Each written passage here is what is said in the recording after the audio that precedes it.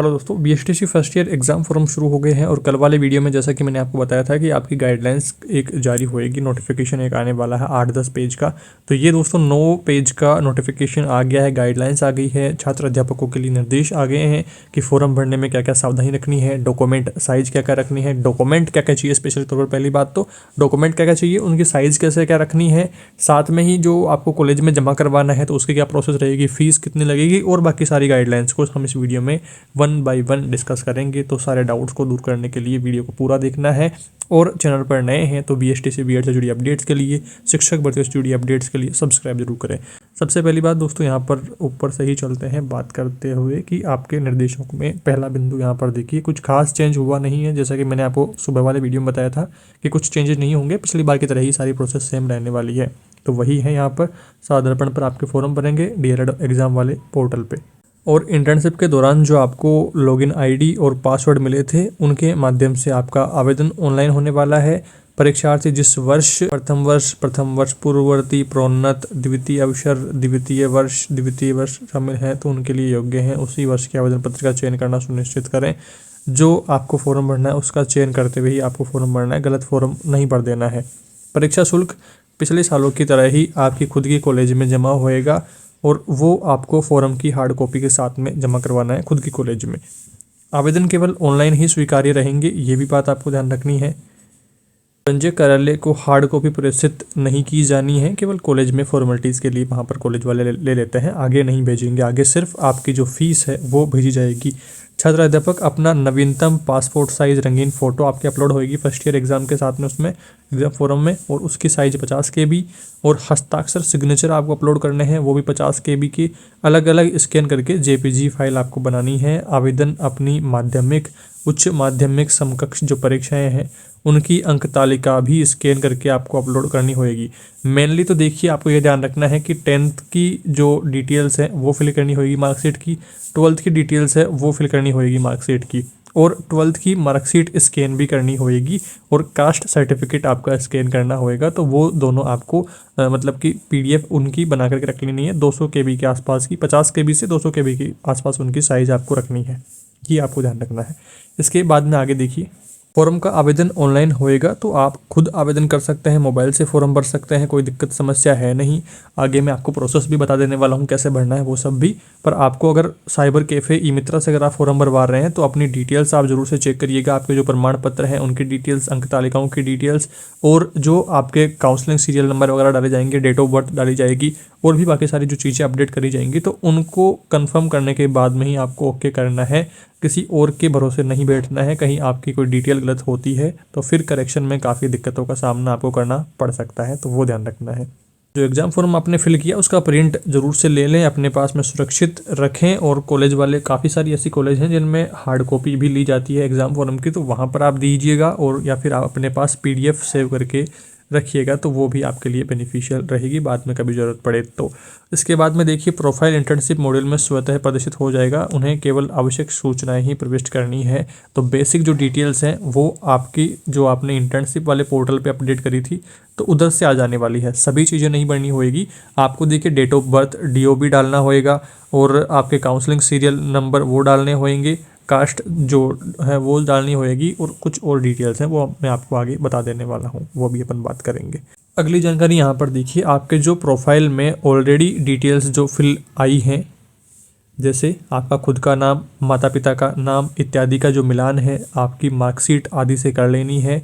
यदि कोई त्रुटि पाई जाती है, कोई भी मिस्टेक रहती है, तो अपनी कॉलेज से संपर्क करके उसको अपडेट करवाना है, और भविष्य में सुधार का ऑनलाइन विकल्प जब उनको मिलेगा तो वो सुधार कर लेंगे। अभी ऑप्शन मिलेगा तो अभी कर देंगे, नहीं बाद में कर देंगे, ताकि आपकी मार्कशीट वगैरह में कोई भी इशू ना रहे, कोई भी त्रुटि ना रहे, तो वो भी आपको ध्यान रखना है।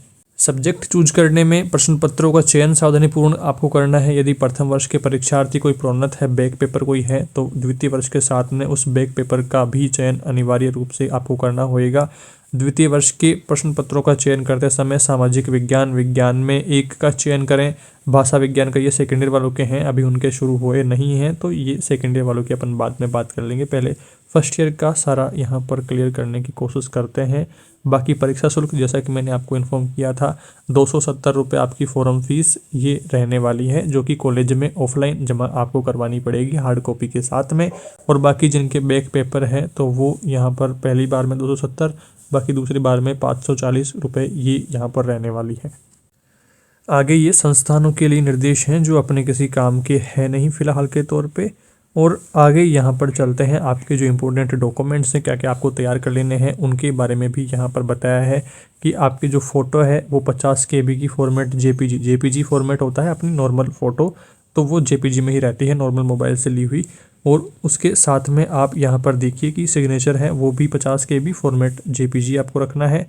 और 12वीं की अंक तालिका अधिकतम 100 KB साइज़ की, जाति प्रमाण पत्र, काउंसलिंग सीरियल नंबर अगर आपके पास में नहीं है तो कॉलेज से संपर्क करके पता कर लीजिएगा। आपने जो डॉक्यूमेंट जमा करवाए थे, जैसे 3000 रुपये जो आपने काउंसलिंग करवाई थी वो स्लिप दी थी उस पर मेंशन रहेगा, या फिर आपने 13,555 रुपये जो जमा करवाए थे फीस वाले, तो इनमें से किसी पे मेंशन रहेगा। आपकी जो मार्कशीट थी प्री BSTC वाली उसमें मेंशन रहेगा, तो वहाँ से काउंसलिंग सीरियल नंबर उधर से आपको उठाने हैं। प्रवेश दिनांक ये आपकी कॉलेज आवंटन तिथि वो कॉलेज वाले आपको बता देंगे। जो एडमिशन स्लिप आपको कॉलेज से मिली है उसमें मेंशन रहेगी प्रवेश दिनांक। आधार कार्ड की प्रति, ये सारी चीज़ें भी आपको रखनी है, आधार कार्ड नंबर वगैरह।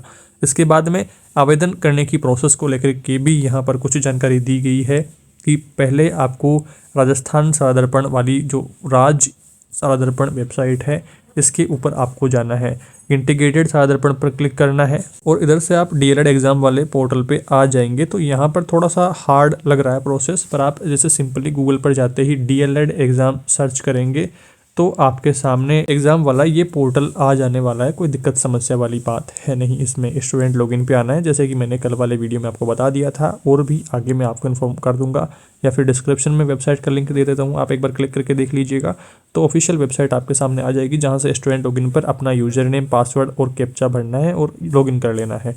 अगर कोई पासवर्ड या यूज़र नेम आपको पता नहीं है तो स्टूडेंट टैब में नीचे फॉरगॉट यूज़र नेम वाला ऑप्शन मिलेगा, वहाँ से आपको यूज़र नेम और पासवर्ड अपडेट कर देने हैं, जिसके लिए आपने जो नंबर अपडेट कर रखे हैं अपनी कॉलेज में उस नंबर पर OTP जाएगा। OTP डालने के बाद में ही आपके पासवर्ड अपडेट होंगे।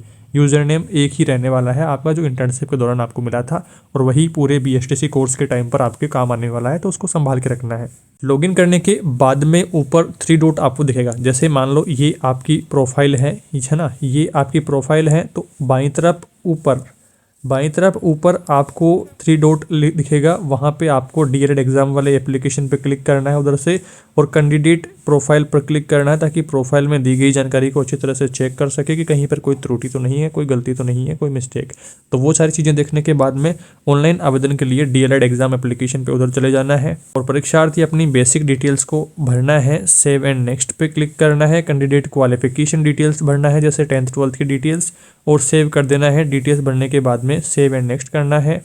सब्जेक्ट सिलेक्शन में सब्जेक्ट का चयन करें, प्रथम वर्ष विद्यार्थी सेव फर्स्ट ईयर सब्जेक्ट का चयन करें तथा नेक्स्ट पर क्लिक करें। फर्स्ट ईयर के ऑल सब्जेक्ट आपके रहने वाले हैं, 10 सब्जेक्ट रहेंगे और एक आपके क्रियात्मक अभ्यास शिक्षण रहेगा, वो प्रैक्टिकल फाइनलाइजेशन रहेगा। तो इस तरह से टोटल 11 सब्जेक्ट आपको वहाँ पर शो होने वाले हैं। इसके बाद में आगे बढ़ते हैं और ये कुछ डिटेल्स सेकेंड ईयर वालों के लिए यहाँ पर मेंशन्ड है, जैसा कि पिछली विज्ञप्ति में था, तो सेम टू सेम ऐसा ही इन्होंने डाल दिया है, अलग से कोई विज्ञप्ति डाली नहीं है। और यहाँ पर आप देखेंगे कि फ़ोटो और सिग्नेचर अपलोड करने के ऑप्शन आएंगे, और साइज़ मैंने आपको बता दी है 50 KB के आसपास उनकी साइज़ रखनी है आपको। कैंडिडेट डॉक्यूमेंट तथा कास्ट का जो सर्टिफिकेट है वो अपलोड होएगा। सेव एंड व्यू एप्लीकेशन पे आपको क्लिक करना है। व्यू एप्लीकेशन पे आप क्लिक करेंगे तो आपने जो सारी डिटेल्स भर दी है वो एक बार और आपको देखने को मिलेगी, उनको कंफर्म कर लेना है कि सारी चीज़ें हमने सही फिल करी हैं, तभी फिर आपको फाइनल सबमिट करना है। अदरवाइज आपको वापस से बैक आकर के जहाँ पर कोई गलती हुई है तो उसका करेक्शन कर देना है और फिर लास्ट में फाइनल सबमिट पे क्लिक करना है। कोई जल्दबाजी नहीं करनी है, क्योंकि 15 नवंबर तक आपके फॉर्म चलने वाले हैं, तो काफ़ी सफिशिएंट टाइम है अपना फॉर्म भरने के लिए। और फिर भी अगर जल्दबाजी में आपने फाइनल सबमिट कर दिया है तो करेक्शन को लेकर के यहाँ पर अप्लाई फॉर रिजेक्शन का ऑप्शन आपको मिलेगा, उधर से आप फॉर्म को रिजेक्ट करेंगे, कुछ दिनों में वो रिजेक्ट होएगा। रिजेक्ट के लिए आप कॉलेज से संपर्क कर सकते हैं, तो कॉलेज आईडी से वो जल्दी रिजेक्ट करवा पाएंगे, फॉर्म आपका वापस से रिजेक्ट होएगा और फिर आप दोबारा से उसका फॉर्म फिल कर पाएंगे। तो वहाँ पर भी कोई टेंशन लेने वाली बात नहीं है, पर आप रिजेक्शन के लिए इतना ज़्यादा लफड़ा आपको करना नहीं है, प्रॉब्लम में पड़ना नहीं है। पहले ही बार में ही जब आप फॉर्म भरें तो उसको फाइनल सबमिट जल्दबाजी में ना करें, पहले सारे डिटेल्स को देख लें कि सब कुछ हमने सही भर दिया है, फिर उसके बाद में ही फाइनल सबमिट आपको करना है। और कोई कारणवश अगर फाइनल सबमिट जल्दबाजी में हो जाता है, कोई गलती रह जाती है, तो वो रिजेक्ट होकर के बाद में सही हो जाने वाला है, कोई दिक्कत समस्या वाली बात है नहीं। और परीक्षा शुल्क आपकी तिथि तक अपने अध्ययनरत संस्थान में जमा होएगा, 15 नवंबर तक, आपको ये ध्यान रखना है। और आगे देखिए, जिनका कोई पेपर बैक था, पूरक विद्यार्थी, पूर्ववर्ती श्रेणी वाले, वो सारे यहाँ पर हैं, उनकी डिटेल्स यहाँ पर दी गई है कि कौन कौन आवेदन कर सकता है। फर्स्ट ईयर सेकंड ईयर दोनों के यहाँ पर एलिजिबिलिटी क्राइटेरिया यहाँ पर बताया गया है। और ऑफलाइन आवेदन के बारे में बताया है कि अगर आपका ऑनलाइन आवेदन किसी कारणवश फिल नहीं होता है तो ऑफलाइन आपके कॉलेज वाले आपका आवेदन जो है वो डिपार्टमेंट के पास भेज देंगे। तो ये भी आपको टेंशन नहीं लेनी है, ऑनलाइन फॉर्म आपको आराम से भरना है, नहीं भरता है तो फिर ऑफलाइन का कुछ जुगाड़ आपका बैठाएंगे। और आगे आपको यहाँ पर जानकारी देखते हैं क्या क्या काम के हैं। ये जो है वो है कि पूरक परीक्षा वगैरह के बारे में, प्रोन्नत वगैरह जो हुआ था उनके बारे में डिटेल्स यहाँ पर दी है। पहली बात, जैसा कि मैंने आपको बता दिया है कि फर्स्ट ईयर में किसी का भी कोई काम, कोई पेपर अटका हुआ था या फाइनलाइजेशन वगैरह के रिगार्डिंग कोई कमी आपके रह गई थी, फाइनलाइजेशन दोबारा करना है या फर्स्ट ईयर का कोई पेपर बैक है उसका फॉर्म भरना है, तो वो फर्स्ट ईयर वालों के साथ में होएगा। सेकेंड ईयर के जब फॉर्म शुरू होंगे और सेकेंड ईयर का कोई काम आपका बचा हुआ है तो वो सेकेंड ईयर के साथ में होएगा। और बैक पेपर सेकेंड ईयर वालों की फॉर्म भर चुके हैं, एग्जाम हो चुकी है, तो कोई लफड़ा वाला मामला है नहीं, उनका काम फ्री हो गया। सेकेंड ईयर रेगुलर के फॉर्म जल्दी शुरू हो जाएंगे। इस नोटिफिकेशन में तो सेकेंड ईयर के बारे में डिटेल्स भी बताई हुई है, तो ऐसा लग रहा है कि जो पिछली बार का नोटिफिकेशन था सेम टू सेम उसको इधर कॉपी करके यहाँ पर बस सिग्नेचर वगैरह अपडेट कर दिया है। ऑफिशियली तौर पर अभी तक इन्फॉर्मेशन यही मिली है कि फर्स्ट ईयर के फॉर्म ही शुरू अभी तक हुए हैं, एग्जाम फॉर्म। बाकी आप सेकेंड ईयर वाले भी एक बार अपना जो प्रोफाइल है वो ओपन करके देखिएगा, अगर ऑनलाइन आवेदन शुरू हो गए हैं तो बताइएगा कमेंट में, फिर अपन उनके बारे में भी बात करेंगे।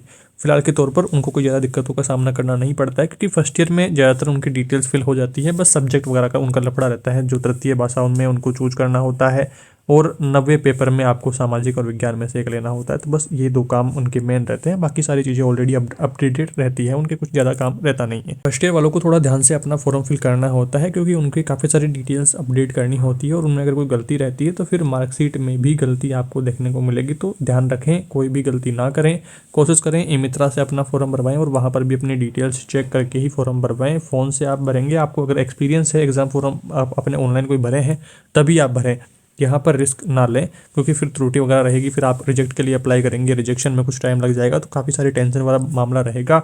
और अभी आप जानते हैं रीट के लिए, एलिजिबिलिटी के लिए आपकी जो एग्जाम है वो फॉर्म जल्दी भरवा रहे हैं, एग्जाम जल्दी करवा रहे हैं, तो ऐसे में थोड़ा टेंशन भरा मामला रहेगा, ना उधर तैयारी हो पाएगी ना कुछ। तो 150 रुपये के लिए आप रिस्क ना लेवें। मेरा तो कहना यह है कि आप ई-मित्रा से फॉर्म भरवा लें, कोई भी दिक्कत समस्या आपको रहेगी नहीं, और वहाँ पर भी आपको सामने बैठ करके सारी डिटेल्स चेक करते रहना है। डॉक्यूमेंट साइज़ वगैरह का लफड़ा रहेगा, आपको कम करना नहीं आता है, फिर मैं बताऊँगा, आप उसको फॉलो करोगे, काफ़ी टाइम आपका लग जाने वाला है डॉक्यूमेंट साइज़ वगैरह में, फॉर्म को अपडेट करने में, बहुत सारी चीज़ें रहेंगी। बट आप ई-मित्रा से करवाते हैं, ई-मित्र वाले से, कंप्यूटर वाले से, तो वो जल्दी उसको काम को कर देगा। 10-15 मिनट में आपका सारा फॉर्म भर के तैयार हो जाएगा, कुछ लफड़ा जपड़ा है नहीं, सारा काम आपने ठीक तरीके से मेरी सारी बातों को समझ लिया है। कोई डाउट समस्या आपकी अभी भी है तो कमेंट करके बताइएगा, आगे आने वाले वीडियो में अपन उस पर डिस्कशन करने की पूरी कोशिश करेंगे। और जो ये गाइडलाइंस आई है 9 पेजेस की, इनको मैं अपने ऑफिशियल टेलीग्राम चैनल पर नीचे शेयर कर देने वाला हूँ। 11,000 से ज़्यादा BSTC B.Ed स्टूडेंट्स वहाँ पर जुड़े हुए हैं। कोशिश करिएगा अगर आप टेलीग्राम पर अवेलेबल हैं तो उधर अपने चैनल को भी ज्वाइन कर लीजिएगा।